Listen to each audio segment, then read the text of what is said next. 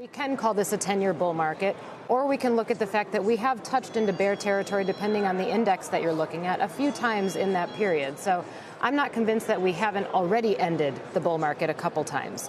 If the definition is that we go into a bear market and we stay there for a while, then yes, I think that's very plausible here, because if you look back at 2018, what happened was we crossed into a bear market for a whisker of time, and then the market decided we don't deserve to be here. It was in our control, really, to pull back out of that. The Fed changed their language.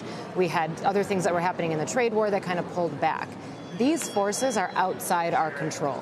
And I want to go back and reiterate something that Josh said at the top of the show. This is why diversification has been important. This is why we've been preaching that the whole time, especially along the Treasury curve, along that yield curve. You don't want to just be in short duration. You need long duration to offset some of this, and hopefully people are positioned that way. Well, how would you advise investors to position around equities right now?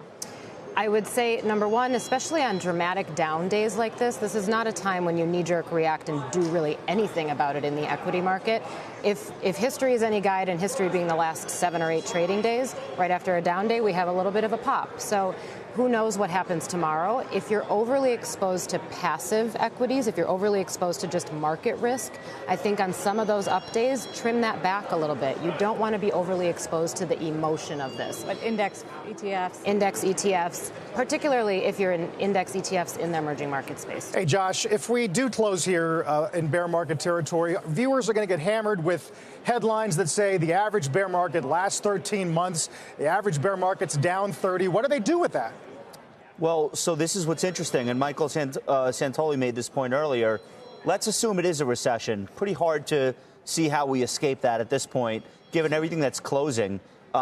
First of all, it's not caused by financial conditions like 2008. It's not being caused from within the financial and housing sector. It's an exogenous event, meaning the banks are as well capitalized as they've ever been. So we're not talking about the financial system cratering.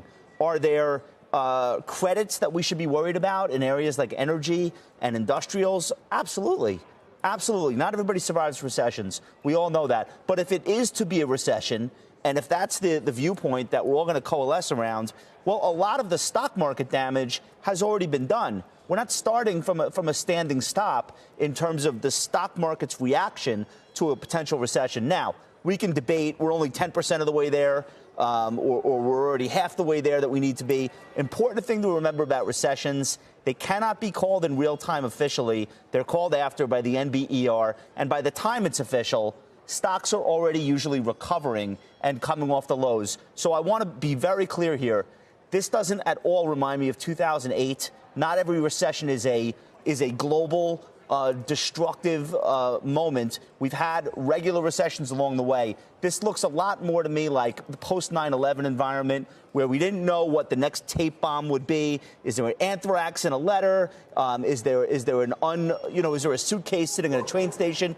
We had that moment then. This feels more like that with every new case being reported, with every new event being canceled. We should get used to tape bombs.